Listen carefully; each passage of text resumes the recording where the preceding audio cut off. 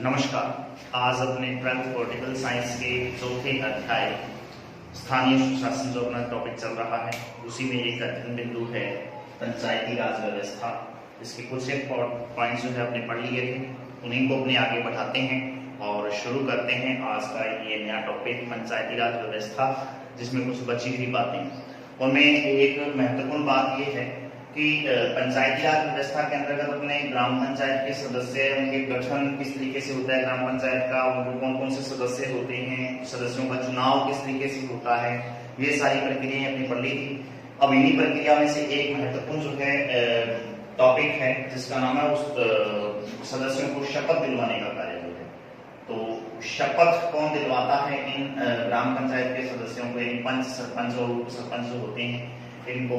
तो बहुत ही महत्वपूर्ण जो है बात आती है पीठासीन अधिकारी, इसका एक जो चुनाव करवाता है वो व्यक्ति जो है एक प्रकार से क्या करवाता है, जिनको शपथ दिलवाता है पीठासीन अधिकारी। इसको आम भाषा में रिटर्निंग ऑफिसर यानी आरओ के नाम से भी जाना जाता है। आरओ रिटर्निंग ऑफिसर वो व्यक्ति जो है एक प्रकार से इन पंचायती राज के सदस्यों अर्थात पंच, सरपंच और उप सरपंच इनको जो है एक प्रकार से शपथ दिलवाता है। उसके बाद में बात आती है त्याग पत्र यदि देना चाहें तो फिर किसको दिया जाएगा।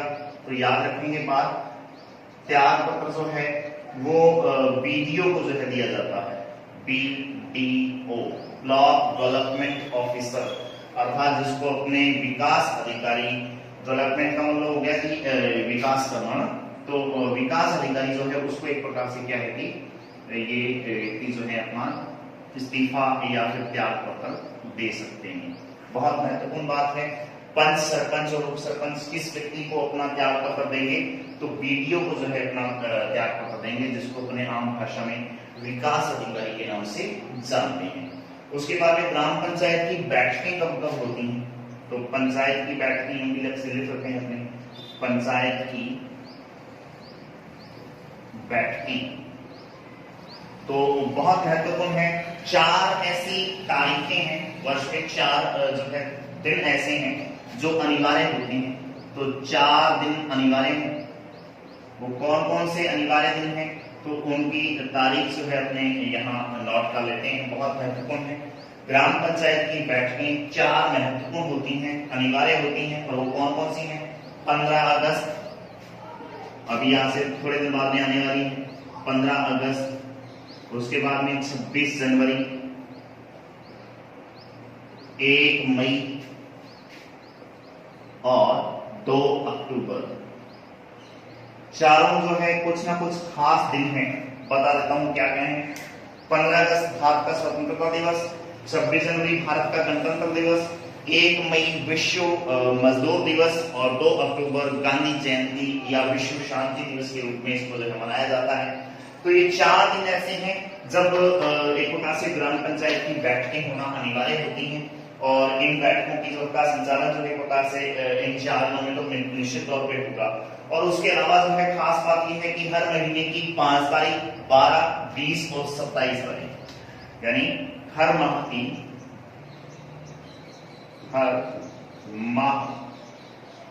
5, 12, 20 और 27, ये 4 दिन ऐसे हैं। इन 4 तारीखों में ग्राम सचिवालय जिसको अपने पंचायत घर बोल देते हैं, पंचायत घर या ग्राम सचिवालय जो है वहां पर जो है प्रकार से इसकी बैठकें नियमित रूप से प्रकार से होती रहती हैं। तो 5 तारीख महीने की 20 तारीख, महीने की 12 तारीख, 20 तारीख और उसके बाद में 27 तारीख, ये एक प्रकार से क्रम है इसका। इन 4 दिनों में जो है प्रकार से बैठक तो होती रहती है। अब अमूमन जो है ज्यादा देखा जाता है कि 12, 20 या इनमें से कोई 2 या 3 दिन, जरूरी नहीं है कि 4 दिन हो, 2 या 3 दिन हो सकते हैं, पूरे महीने में 1 दिन भी हो सकता है। तो वो कौन सी तारीखें हैं जब ये बैठक होंगी, तो ये तारीखें हैं। 4 अनिवार्य तारीखें हैं, वो आपको याद रखनी है। कौन कौन सी डेट है जब एक प्रकार से पंचायत की बैठकें होती हैं, ग्राम पंचायत की बैठकें होती हैं, तो वो ये 4, और उसके अलावा ये 4 तारीख अलग से आपको याद रखनी है। इसके बाद में बात आती है, काफी महत्वपूर्ण टॉपिक है गणपूर्ति, यानी इसको अपने कॉरम बोल देते हैं, कॉरम संख्या। तो गणपूर्ति क्या चीज होती है, पहले तो यही समझना जरूरी है।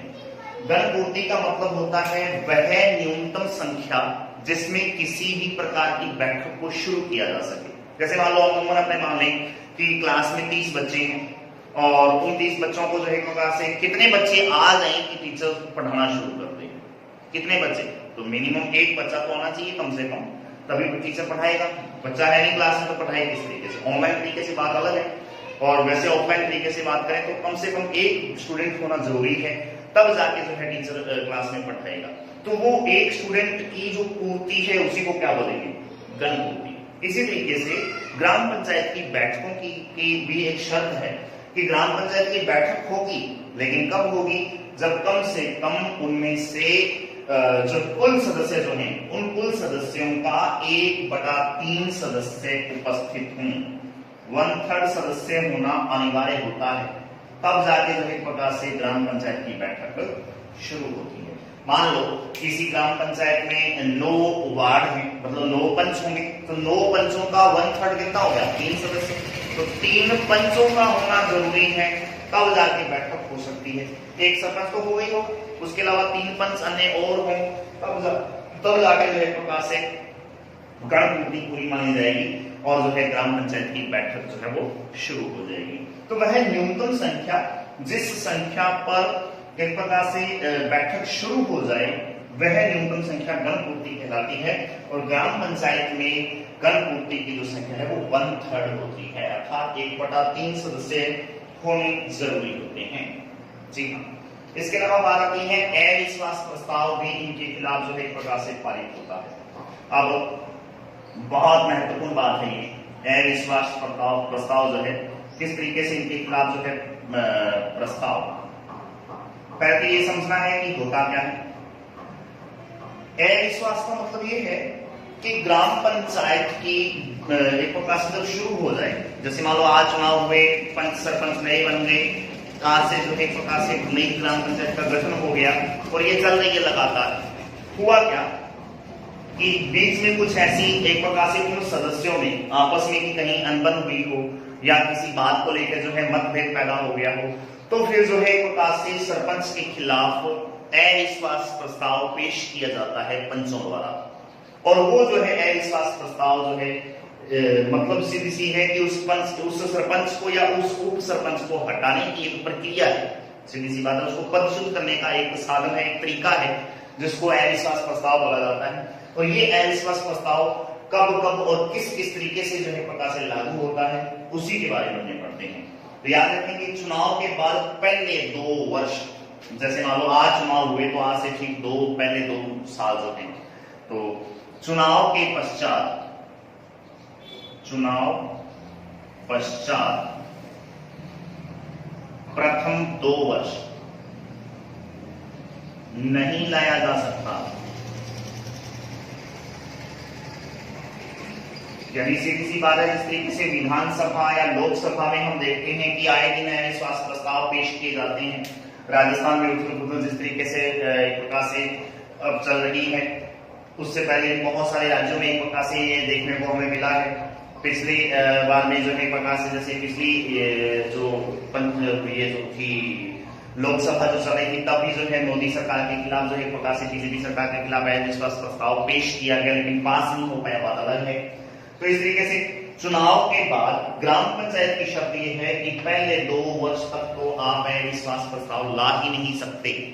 तो सीधा सा मतलब हो गया कि चुनाव के बाद में एक बार सरपंच बन गया तो पहले 2 साल उस व्यक्ति को हटाने वाला कोई नहीं है, क्योंकि उसके खिलाफ जो है अविश्वास प्रस्ताव आ ही नहीं सकता। उसके अलावा जो यदि आती है तो तीसरे और चौथे वर्ष में, तीसरे व चौथे वर्ष एक बार जो है क्या किया जा सकता है, अविश्वास प्रस्ताव लाया जा सकता है। इसका मतलब क्या हो गया, पहले 2 साल हटाया नहीं जा सकता, तीसरे साल एक बार हटाने का प्रयास किया जा सकता है, हट गया तो ठीक है, वरना चौथे साल फिर एक बार प्रयास किया जाएगा, हट गया तो ठीक, वरना चलेगा। ये एक प्रक्रिया है। तो तीसरे और चौथे वर्ष में एक बार हटाया जा सकता है। बात आती है 5वें वर्ष की, तो 5वें वर्ष में भी अविश्वास प्रस्ताव नहीं लाया जा सकता। 5वें वर्ष नहीं लाया जा सकता। इसका मतलब ये हो गया, एक बार सरपंच कोई बन गया तो 5 साल में 2 बार मौका मिलेगा आपको, तीसरे साल 1 बार, चौथे साल 1 बार उस व्यक्ति को पद से, उस सरपंच पद से हटाने के लिए। यदि आप उसको हटा पाते हो तो ठीक, अन्यथा नहीं हटाया जा सकता उसको। पहले 2 साल आएगा नहीं, तीसरे साल चौथे साल 1 बार मौका मिलेगा, 5वें साल फिर नहीं लाया जा सकता उसके खिलाफ अविश्वास प्रस्ताव। तो ये एक तरीका है। अब अविश्वास प्रस्ताव किस तरीके से लाया जाएगा और कैसे पारित होगा, ये याद रखने वाली बात है। तो अविश्वास प्रस्ताव 3/4 बहुमत से, अविश्वास प्रस्ताव के लिए कम से कम 3/4 बहुमत की आवश्यकता होती है। अब ये 3/4 बहुमत का मतलब क्या है, कुल सदस्यों के थर्ड फोर्थ, या ये मान लो कि 3/4 जो है बहुमत एक प्रकार से उस अविश्वास प्रस्ताव लाए गए व्यक्ति के खिलाफ एक प्रकार से वोटिंग होना चाहिए। 3/4 बहुमत उसके खिलाफ जो है वोटिंग करे, तब जाके जो है एक प्रकार से अविश्वास प्रस्ताव पारित माना जा सकता है। ठीक है, ये बहुत महत्वपूर्ण है। एक खास बात यहाँ पे याद रखनी है, पंच और उप सरपंच, याद रखेंगे पंच और उप सरपंच दोनों के खिलाफ अविश्वास प्रस्ताव लाया जा सकता है। पंचों के खिलाफ अविश्वास प्रस्ताव नहीं लाया जा सकता। तो बहुत महत्वपूर्ण बात है, पंच और सरपंच और उप सरपंच के खिलाफ तो अविश्वास प्रस्ताव लाया जा सकता है, लेकिन पंचों के खिलाफ अविश्वास प्रस्ताव नहीं लाया जा सकता। तो मतलब सीधा से ये है, यदि कोई व्यक्ति एक बार पंच बन जाए किसी वार्ड सभा का या वार्ड का, तो फिर जो है उस व्यक्ति के खिलाफ जो है कभी भी अविश्वास प्रस्ताव नहीं लाया जा सकता। 5 साल वो पक्का जो है प्रकार से आपका उस वार्ड का पंच रहेगा, यानी एक प्रकार से उस वार्ड का मुखिया रहेगा, सीधी सी बात ये है। तो ये एक प्रकार से अविश्वास प्रस्ताव की बात थी। उसके बाद में बात आती है कि ये तो बातें हैं कि ग्राम पंचायत के सदस्य कौन कौन से होते हैं, क्या क्या कार्य होंगे, वो सारी बातें। इसके अलावा एक खास बात याद रखने वाली है कि अब इसकी इकाइयों के बारे में बात करते हैं अपने, कि ग्राम पंचायत की कौन कौन सी इकाइयां होती हैं। तो उन्हीं इकाइयों में से एक महत्वपूर्ण बात आपको याद रखनी है वार्ड सभा के बारे में, कि वार्ड सभा क्या चीज होती है। तो उसी के बारे में जो है अध्ययन करते हैं, तो आप सुनेंगे। एक याद रखेंगे कि वार्ड सभा जो है वो पंचायती राज या ग्राम पंचायत की सबसे छोटी संस्था होती है। वार्ड सभा का मतलब एक ग्राम पंचायत की जैसे मान लो 9 वार्ड है या 10 वार्ड है या 11 वार्ड है, तो हर एक वार्ड का अपनी एक सभा होगी। वो जो है ग्राम पंचायत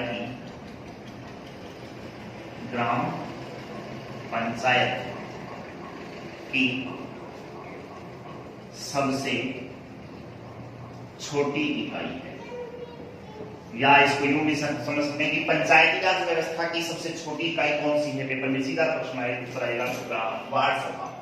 तो वार्ड सभा पंचायती राज व्यवस्था की सबसे छोटी इकाई होती है, याद रखेंगे।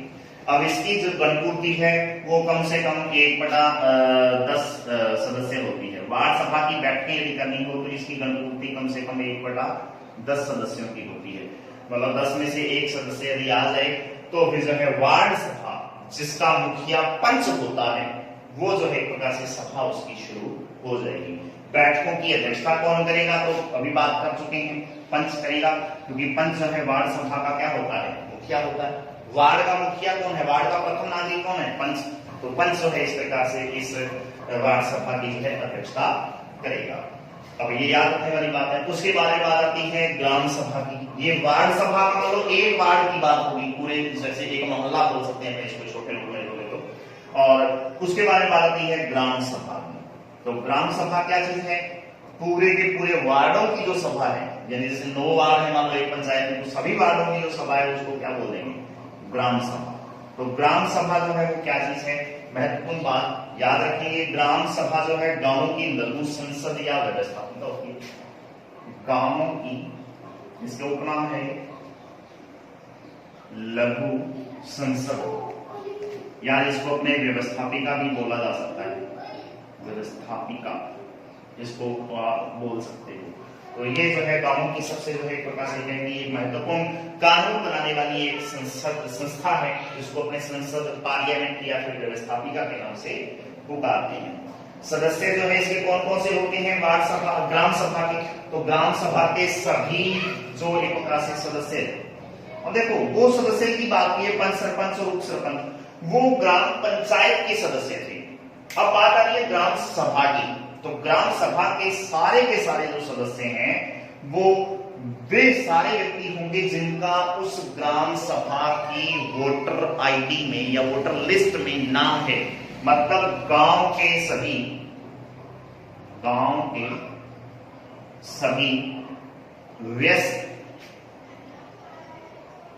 व्यस्त का मतलब क्या होता है जी, व्यस्त का मतलब हो गया जी जो सब एक प्रकार से क्या है कि जो पूरे हो चुके हैं एक प्रकार से 18 वर्ष से अधिक, तो व्यस्क मताधिकारी जिनकी उम्र एक प्रकार से 18 साल से ऊपर हो चुकी है और जिनका वोटर आईडी में नाम है वोटर लिस्ट में, वे सारे के सारे गांव के सदस्य जो है क्या होंगे जी, इस ग्राम सभा के सदस्य कहलाते हैं।